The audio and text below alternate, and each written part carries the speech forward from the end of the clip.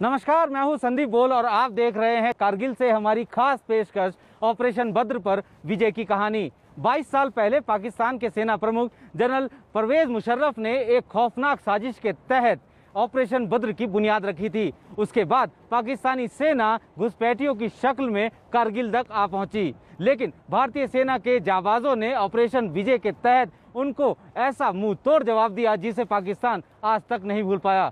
हम इस कारगिल जंग से जुड़ी कुछ ऐसी अनकही कहानियां आपको बताएंगे जिसकी बदौलत भारतीय सेना के शूरवीर जाबाजों ने अपने शौर्य की नई गाथा लिखी।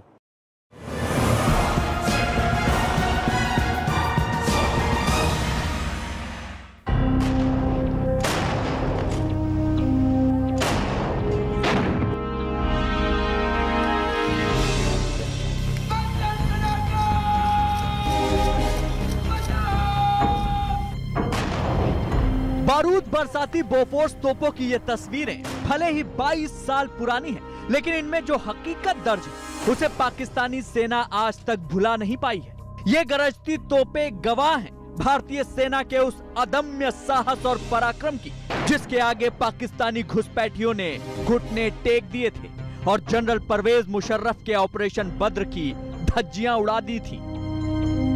इस वक्त हम लोग जिस रिज पे खड़े हैं, इस रिज की महत्वता 22 साल पहले इसलिए बहुत ज्यादा थी क्योंकि यही वो इलाका है जहां पे भारतीय सेना ने टाइगर हिल पर डायरेक्ट फायर करने के लिए अपने बोफोर्स गन को तैनात किया था। और सबसे बड़ी बात यह है कि इस तैनाती के लिए जो इस पे रास्ता बनाया गया था वो बहुत ही कम समय पे बनाया गया था।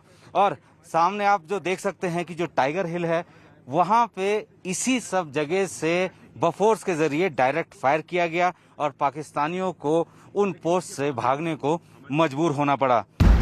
करगिल जंग के दौरान भारतीय आर्टिलरी ने पाकिस्तानियों पर 2 लाख के करीब गोले दागे थे, जिनमें से अकेले बोफोर्स से ही 80,000 राउंड फायर किए गए थे। शुरुआती दिनों में भारतीय सेना के पैदल सैनिकों को ऊंचाई पर बैठे दुश्मनों को खदेड़ने में दिक्कत आ रही थी, लेकिन बोफोर्स ने सीधे हमले के जरिए मुश्किलों को काफी हद तक कम कर दिया। आज से 22 साल पहले भारतीय वायुसेना के फाइटर दुश्मनों पर मौत बरसा रहे थे। बोफोर्स बखूबी अपने मिशन को अंजाम दे रही थी।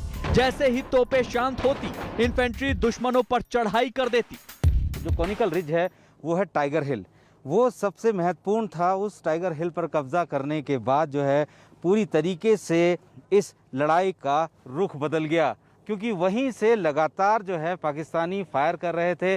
सामने से जाने वाली जो NH-1 अल्फा जो हाईवे है, जो कि लाइफलाइन कही जाती है सियाचिन में तैनात भारतीय सेना के जवानों के लिए, उसको जो है कट करना चाहते थे। और यही वजह है कि यहाँ पे पूरे करगिल की लड़ाई की सबसे ज़्यादा भयंकर युद्ध जो है इसी इलाके में हुआ था। टाइगर हिल पर फतह करने वाले 18 ग्रेनेडियर के लेफ्टिनेंट योगेंद्र यादव, जिन्हें वीरता के लिए परमवीर चक्र से नवाजा गया, उनकी आंखों में 22 साल पुराना मंजर कौंध जाता है। जब इन पहाड़ियों के जब इन वादियों में आते हैं तो उन शहीदों की, उन अपने साथियों की यादें आती हैं। ऐसा महसूस होता है कि यार वो आज भी यहीं पर हैं। उन्होंने अपने लहू की हर बूंद को इन पहाड़ियों पर बिखेर दिया है, इन पहाड़ियों को सींच दिया अपने लहू से। तो आज इन पहाड़ियों को नमन करते हैं। नमन करने का मन करता है कि आज ये पहाड़ी नहीं बल्कि एक पावन धाम बन गया है। करगिल युद्ध के दौरान भारतीय शूरवीरों की बहादुरी की एक नहीं बल्कि अनगिनत कहानियां हैं। जम्मू कश्मीर राइफल के राइफलमैन संजय कुमार ने मुश्को वैली की लड़ाई में अभूतपूर्व साहस का परिचय दिया था। ये सारा फीचर जो है ये सोलोलिंग रिज कहा जाता है, जहाँ पे कि भारतीय सेना ने जो ज़बरदस्त लड़ाई लड़ी थी। यहाँ पे सबसे बड़ी दुश्वारियाँ भारतीय सेना के लिए उस वक्त ये थी कि हम लोग जो हैं नीचे से ऊपर की तरफ जा रहे थे, यानी कि दुश्मन हमारी ऊपर की पोस्ट पे बैठा हुआ था और हम लोग नीचे से ऊपर की तरफ जा रहे थे और हम लोग जो हैं सीधे उनके लाइन ऑफ फायर में थे। 4 जुलाई 1999 को पॉइंट 4875 के फ्लैट टॉप पर जीत दिलाने के लिए उन्हें परमवीर चक्र से नवाजा गया। 22 साल बाद सूबेदार संजय कुमार की मुंहजबानी सुनिए कि किस तरह भारतीय सैनिकों ने लंबी जंग लड़ने के लिए अपने हथियारों की बचत करते हुए पाकिस्तानियों को उन्हीं के हथियारों से ढेर किया था। आगे क्या हालात रहेंगे किसी को आइडिया नहीं होता है। तो हमने कहा कि यार यहाँ दुनिया भर का अम्युनिशन है, गन पे अम्युनिशन ऑलरेडी लगा हुआ जो मैंने छीनी हुई थी, उस पर लिंक जोड़ना था, लिंक हम जोड़ लेते थे। तो लिंक जोड़ के हमने आगे एक पूरा चेन उसकी लेके और एक गन लेके अगले बंकर की तरफ से। कारगिल जंग में लद्दाख स्काउट ने जिस तरह से पाकिस्तानियों की सप्लाई लाइन को तोड़ा और पाकिस्तान के सैनिकों को खदेड़ा था, उसकी कहानी भी बड़ी दिलचस्प है। जैसे हम ऊपर चढ़ा तो ऐसा गोली चला, हम दोनों तरफ से हम भी फायर किया। तकरीबन 1-2 घंटा हम आमने सामने गुत्तम गुत्त का लड़ाई हो गया। तो हमने पाकिस्तान का 5 जवान मार गिराया और पाकिस्तान का एक सिपाही हुनर से हमने जिंदा पकड़ा। मेरे को गोली भी लगा, 2 गोली मेरे टूटा हूँ शोल्डर। भारतीय सेना ने 22 साल पहले जिस तरह पाकिस्तान के ऑपरेशन बद्र को नेस्तनाबूद किया था, उसकी मिसाल कम ही देखने को मिलती है। और न्यूज़ 18 कारगिल जंग में भारतीय शूरवीरों के इसी अदम्य साहस को सलाम करता है।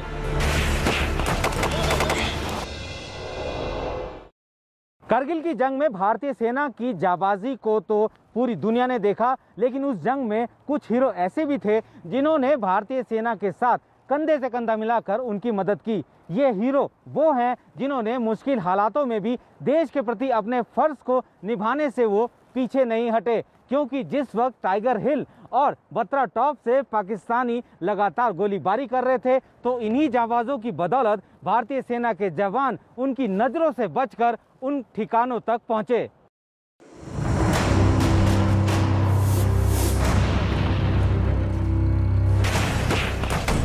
भारतीय शूरवीरों के अदम्य साहस की हकीकत। कारगिल जंग के नायकों की अनसुनी कहानियां। News 18 exclusive. ऑपरेशन बद्र पर विजय की कहानी। कारगिल युद्ध के 22 साल बाद न्यूज़ 18 इंडिया आपको ले जाएगा उन पुरानी ऐतिहासिक घटनाओं में जो कि उस दौरान इस इलाके में हुई थी, यानी कि कारगिल युद्ध से जुड़ी हुई हर वो जानकारी, खास तौर पर उन हीरोज के बारे में जो कि उस वक्त बहुत ही महत्वपूर्ण रोल अदा कर रहे थे। ये द्रास है, चारों तरफ आसमान को छूती ऊंची पहाड़ी चोटियां और फिजाओं में दूर दूर तक फैली शांति। लेकिन आज से 22 साल पहले यहां का मंजर कुछ और था। उस वक्त इन खूबसूरत वादियों में पाकिस्तानी सेना के तत्कालीन चीफ जनरल परवेज मुशर्रफ की एक नापाक साजिश ऑपरेशन बद्र की गूंज सुनाई दे रही थी। शांत दिखने वाली इस घाटी में उस दौरान करीब 2 महीने तक जमीन पर बोफोर्स तोपों और गोलियों की तड़तड़ाहट, तो भारतीय सीमा में घुस आए पाकिस्तानी घुसपैठियों को खदेड़ने के लिए आसमान में भारतीय वायुसेना के जेट्स बरसते बारूद के धमाके सुनाई दे रहे थे। भारतीय सेना के शूरवीरों ने तो पाकिस्तान की रची साजिश को नेस्तनाबूद करने के लिए जो पराक्रम दिखाया, उसे तो दुनिया आज तक याद करती है। लेकिन इस जंग में कुछ हीरो ऐसे भी थे जिन्होंने 22 साल पहले अपनी जान की परवाह न करते हुए भारतीय जाबाजों के कंधे से कंधा मिलाकर उनका साथ दिया था। ऐसे ही कुछ जाबाजों की कहानी आप तक पहुंचाने के लिए हमारी टीम द्रास से 8 किलोमीटर दूर मशको गांव तक पहुंची। मशको गांव लद्दाख का पश्चिमी इलाका है और द्रास नदी के किनारे बसा हुआ है। मशको पहुंचने के बाद गांव की गलियों को पार करने के बाद हमारी टीम यार मोहम्मद खान से मिली। यार मोहम्मद खान 60 के हो चुके हैं। 22 साल पहले कारगिल की जंग के दौरान यार मोहम्मद खान ने भारतीय फौज के लिए दिन रात अपने घोड़ों और खच्चरों के जरिए रसद और गोला बारूद न सिर्फ ऊंची चोटियों तक पहुंचाया, बल्कि घायल भारतीय सैनिकों को वापस बेस कैंप तक भी लेकर आए। यार मोहम्मद खान की बहादुरी और कारगिल जंग के दौरान भारतीय सेना की मदद करने के लिए सेना और सरकार दोनों ने उन्हें सम्मानित किया है। शेलिंग के बीच में भी हम लोग पीठ में उठा के, घोड़ों में उठा के चढ़ते थे। तो जब शाम होता था हम चढ़ाते थे ऊपर। दिन को हम मूवमेंट ज़्यादा नहीं करते थे, वो हम जब जैसे हम चढ़ते हैं तो वो देखते थे, तो इसलिए हम लोग रात को ज़्यादा मूवमेंट करते थे। आर्मी वालों को भी जैसे डायरेक्ट यूनिट आई, कोई भी अचानक यूनिट, उनको भी हमने बोला भाई आप लोग रात को मूवमेंट मत करो, ये दिन को रात को चले जाएंगे हम।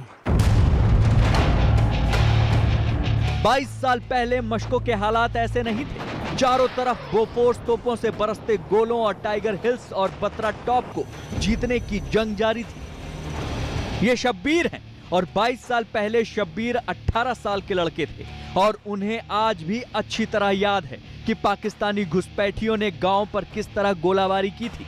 और जब करगिल जंग के दौरान भारतीय सेना ने गांव वालों से मदद मांगी थी तो शब्बीर ने भी गांव के दूसरे लोगों की तरह बिना अपनी जान की परवाह किए सेना की मदद की थी।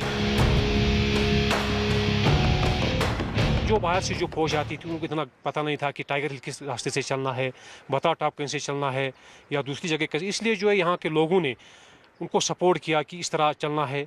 ज़्यादातर मूवमेंट जो है रात को होती क्योंकि दिन को जो है पूरा मूवमेंट जो है दुश्मन को नज़र आता था। इसलिए जो है लोग ज़्यादातर लोगों को मतलब हेल्प जो करते थे आर्मी को, ज़्यादातर मूवमेंट जो होती वो रात को होती थी।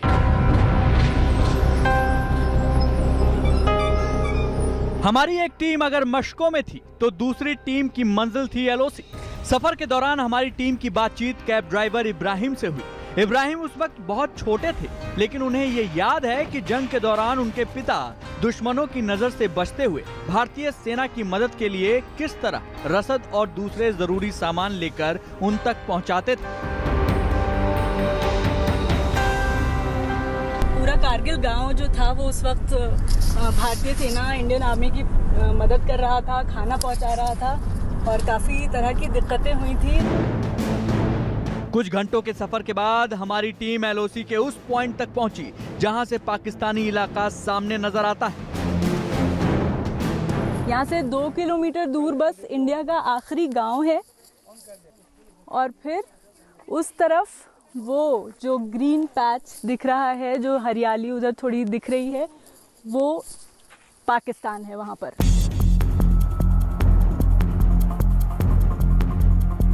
करगिल जंग के दौरान पाकिस्तान की तरफ से इस पूरे इलाके में जबरदस्त गोलाबारी की गई थी और जब हमारी टीम ने स्थानीय लोगों से करगिल जंग की बात छेड़ी तो उन्होंने 22 साल पहले का मंजर बयां करना शुरू कर दिया। जो पोस्टों में राशन पानी जो सामान लेता है, यहाँ के गांव वाले गधे के ऊपर लेके जाता था रात को लेके जाता था, दिन में तो मूवमेंट नहीं कर सकता था। अच्छा। बाकी बहुत गोले गिरा हमारे गांव में भी, सिटी में भी। अच्छा। मकाने गिरा, बहुत ज्यादा नुकसान हो गया सब।